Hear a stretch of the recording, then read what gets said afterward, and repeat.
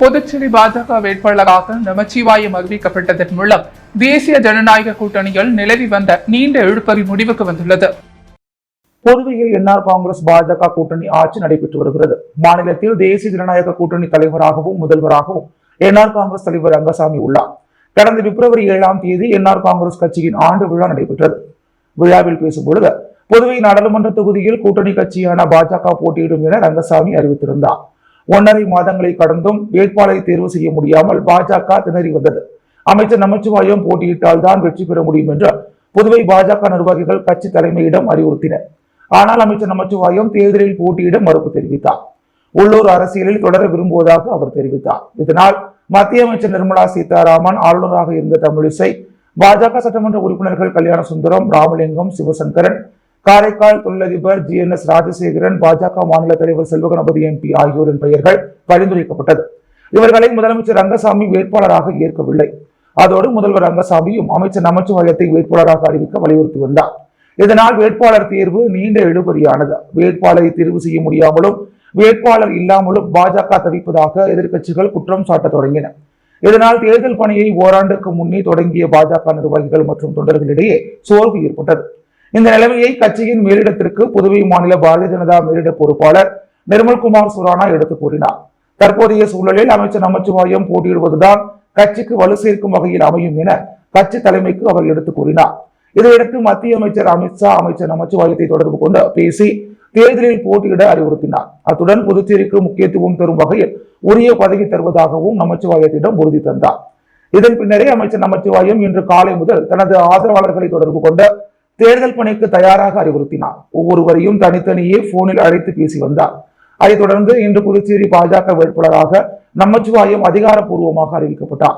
இதன் மூலம் ஒரு வழியாக நீண்ட இழுபறி பாரதிய ஜனதாவில் முடிவுக்கு வந்துள்ளது. வெளியூர் அருகே முன்விரோதம் தகராற்றில் தாக்கப்பட்ட வாலிபர் மருத்துவமனையில் உயிரிழந்தார். இதையடுத்து பேக்கரி மாஸ்டர் மீது கொலை வழக்கு பதிந்து போலீசார் தேடி வருகின்றனர். புதுச்சேரி அடுத்த தமிழக பகுதியான கண்டமங்கலம் அருகே உள்ள மிண்டாமண்டகப்பட்டு பகுதியைச் சேர்ந்தவர் அஜித்குமார். இவரது தம்பி அமுதவன் அதே பகுதியைச் சேர்ந்த பாஸ்கரன் என்கின்ற கோபாலகிருஷ்ணன் பேக்கரியில் மாஸ்டராக வேலை செய்கிறார். இவர்களிடையே முன்விரோதம் இருந்து வந்துள்ளது. இந்நிலையில் கடந்த 10ஆம் தேதி இரவு 7:30 மணியளவில் அஜித்குமார், அவரது தம்பி அமுதவன் ஆகிய இருவரும் பாஸ்கரன் வீட்டுக்கு சென்று ஏன் எங்களிடம் அடிக்கடி தகராறு செய்கிறீர்கள் என்று நியாயம் கேட்டுள்ளனர். அப்போது அவர்களிடையே வாக்குவாதம் ஏற்பட்டது. வாக்குவாதம் முற்றிய நிலையில் பாஸ்கரன் அஜித்குமாரை தூக்கி தரையில் தலைக்குப்புற குத்திவிட்டு அங்கிருந்து ஓடியுள்ளார். இதில் அஜித்குமாருக்கு தலையில் பலத்த காயம் ஏற்பட்டது. உறவினர்கள் அவரை அழைத்துக் கொண்டு அரியூரில் உள்ள தனியார் மருத்துவமனையில் சேர்த்தனர். அங்கிருந்து மேல் சிகிச்சைக்காக புதுச்சேரி ஜிப்மரில் சேர்க்கப்பட்டார். பின்னர் கடந்த 18ஆம் தேதி புதுவை அரசு மருத்துவமனையில் அனுமதிக்கப்பட்டார். அங்கு தீவிர சிகிச்சை அளிக்கப்பட்டு வந்த நிலையில் நேற்று காலை 6 மணிக்கு சிகிச்சை பலனின்றி அஜித்குமார் உயிரிழந்தார். இது குறித்து அமுதவன் கண்டமங்கலம் காவல் நிலையத்தில் புகார் அளித்தார். அதன் பேரில் பாஸ்கரன் மீது போலீசார் வழக்கு பதிந்து தேடி வருகின்றனர். இச்சம்பவம் அப்பகுதியில் பரபரப்பை ஏற்படுத்தியுள்ளது. புதுச்சேரியில் புதிய ஆளுநராக பொறுப்பேற்க வருகை புரிந்த CP ராதாகிருஷ்ணனை விமான நிலையத்தில் முதலமைச்சர் ரங்கசாமி, அமைச்சர்கள், சட்டமன்ற உறுப்பினர்கள் ஆகியோர் நினைவு பரிசு வழங்கி வரவேற்றனர். புதுச்சேரியின் துணைநிலை ஆளுநர் பதவியை தமிழிசை சவுந்தரராஜன் ராஜினாமா செய்த நிலையில் புதுச்சேரியில் புதிய துணைநிலை ஆளுநராக ஜார்க்கண்ட் மாநில ஆளுநர் CP ராதாகிருஷ்ணன் நியமனம் செய்யப்பட்டார். இந்நிலையில் இன்று மாலை 7:30 மணியளவில் ஆளுநர் மாளிகையில் பொறுப்பு துணைநிலை ஆளுநராக CP ராதாகிருஷ்ணன் பதவியேற்க உள்ளார்.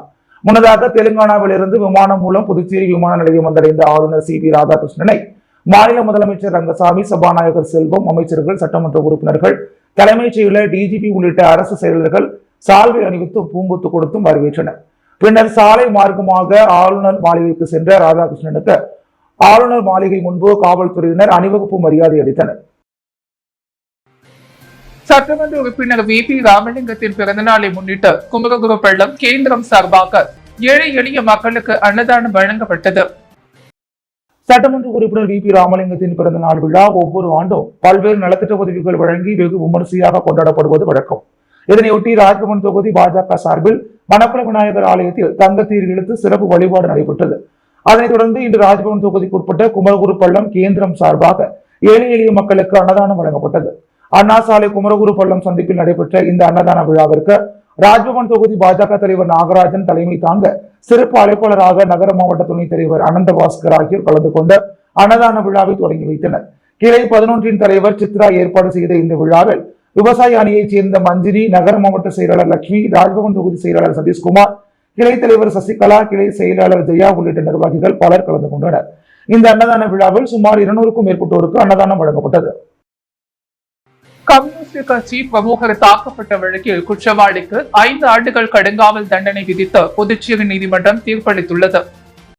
புதுச்சேரி அருகே உள்ள பாகூர் மாரியம்மன் கோவில் தெருவைச் சேர்ந்தவர் விஜயபாலன். இந்திய கம்யூனிஸ்ட் கட்சியின் புதுவை மாநில விவசாய தொழிலாளர் சங்கத்தின் பொதுச் செயலாளர். பாகூர் சாந்தி நகரைச் சேர்ந்தவர் ஸ்ரீதர், வயது 34.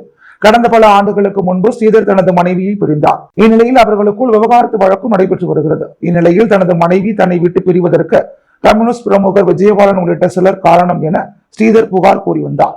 இந்நிலையில் கடந்த 2018ஆம் ஆண்டு செப்டம்பரில் பாகூர் கன்னிக்கோவில் சாலையில் உள்ள கட்சி அலுவலகத்தில் விஜயபாலன் தனியாக இருந்தபோது அவரை ஸ்ரீதர் கத்தியால் குத்தினார். இதில் விஜயபாலனுக்கு பலத்த காயம் ஏற்பட்டது. இது தொடர்பாக பாகூர் காவல் நிலையத்தினர் ஸ்ரீதர் மீது கொலை முயற்சி உள்ளிட்ட பிரிவுகளில் வழக்கு பதிந்து அவரை கைது செய்தனர். இந்த வழக்கு விசாரணை புதுச்சேரி தலைமை குற்றவியல் நடுவர் நீதிமன்றத்தில் நடைபெற்றது. குற்றம் நிரூபணமான நிலையில் ஸ்ரீதருக்கு 5 ஆண்டுகள் கடுங்காவல் சிறை தண்டனையும் ரூபாய் 10,000 அபராதமும் விதித்து தலைமை குற்றவியல் நடுவர் மோகன் நேற்று வியாழக்கிழமை தீர்ப்பளித்தார். இந்த வழக்கில் அரசு தரப்பில் வழக்கறிஞர் ராஜு ஆஜரானார். புதுச்சேரி செலவின பார்வையாளர் தலைமையில் கலாத்துறை மற்றும் வங்கிகள் கடைபிடிக்க வேண்டிய விதிமுறைகள் மேலும் செலவினங்கள் குறித்து ஆலோசனை கூட்டம் நடைபெற்றது. புதுச்சேரிக்கு வருகை புரிந்த செலவின பார்வையாளர் லட்சுமிகாந்தா புதுச்சேரியில் ஒவ்வொரு உதவி தேர்தல் நடத்தும் அதிகாரிகளுக்கென நியமிக்கப்பட்டுள்ள உதவி செலவின பார்வையாளர்களை தேர்தல் நடத்தும் அதிகாரி அலுவலகத்தில் சந்தித்து தேர்தல் செலவின நடைமுறைகள் மற்றும் கண்காணிப்பு குறித்து இதுவரை மேற்கொண்டுள்ள பணிகள் மற்றும் நடவடிக்கைகள் தொடர்பான அனைத்து விவரங்களையும் கேட்டறிந்தார். மேலும் மேற்கொள்ள வேண்டிய விதிமுறைகள் நடைமுறைகள் குறித்து உதவி செலவின பார்வையாளர்களிடம் விரிவாக எடுத்துரைத்தார். இதனைத் தொடர்ந்து கலால்துறை அதிகாரிகளை சந்தித்து தேர்தல் நேரத்தில் கடைபிடிக்க வேண்டிய கலால் சம்பந்தப்பட்ட விதிமுறைகள் மற்றும் நடவடிக்கைகளையும் எடுத்துரைத்தார். பின்னர் புதுச்சேரியை சார்ந்த முன்னோடி வங்கி அதிகாரிகளிடம் வங்கிகளில் மேற்கொள்ளப்படும் சந்தேகத்திற்குரிய மற்றும் அதிகப்படியான பண பரிவர்த்தனை குறித்தும் விரிவாக விளக்கப்பட்டது.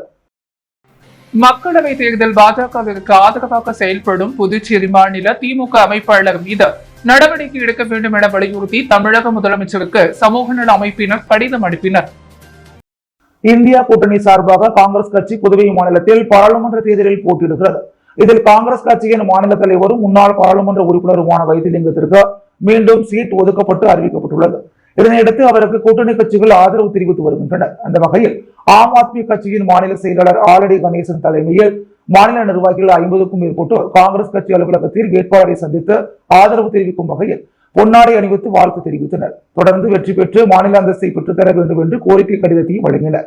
இந்நிகழ்ச்சியில் மாநில கட்சி நிர்வாகிகள் மகளிர் அணி தலைவி சரளா, துணைத் தலைவர் சந்திரமோகன், இருசப்பன், இணை செயலாளர் பாலசங்கர், இளைஞர் அணி தலைவர் தாமு, செயலாளர் பிரபா, தொழிற்சங்க தலைவர் பார்த்திபன், செயலாளர் ஜோசப், நிர்வாகிகள் பாண்டியன், கார்த்தி, காங்கிரஸ் கட்சியின் மாநில நிர்வாகிகள் இளையராஜா, ஆனந்தபாபு, வினோத் உட்பட பலர் கலந்து கொண்டனர். எஸ்ஆர்எஸ் அரசுப்பள்ளி முன்னாள் மாணவர்கள் குழு சார்பில் 10ஆம் வகுப்பு தேர்வு எழுதும் மாணவ மாணவியருக்கு தேர்வு எழுதும் உபகரணங்கள் வழங்கப்பட்டது.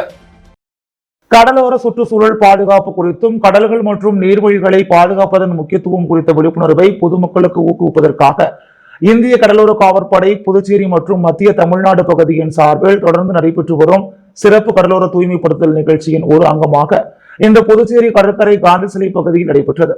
இந்நிலையில் இந்திய கடலோர காவற்படை புதுச்சேரி மற்றும் மத்திய தமிழ்நாடு பகுதியின் கமாண்டர் DIGSS தசீசா கலந்து கொண்டு கடலோர பாதுகாப்பு குறித்தும் கடலோர பகுதிகளை தூய்மைப்படுத்துவதின் அவசியம் குறித்தும் விளக்கினார். மேலும் கடலோர பகுதிகளில் சந்தேகத்திற்கு இடமான நடவடிக்கைகள் குறித்தும் மற்றும் கடல்சார் உதவிகளுக்காக அணுக வேண்டிய கட்டணமில்லா தொலைபேசி எண் 1554 குறித்தும் விளக்கினார். இந்நிலையில் கலந்து கொண்ட 50க்கும் மேற்பட்ட கடலோர காவற்படை வீரர்களையும் தன்னார்வலர்களையும் வெகுவாக பாராட்டினார்.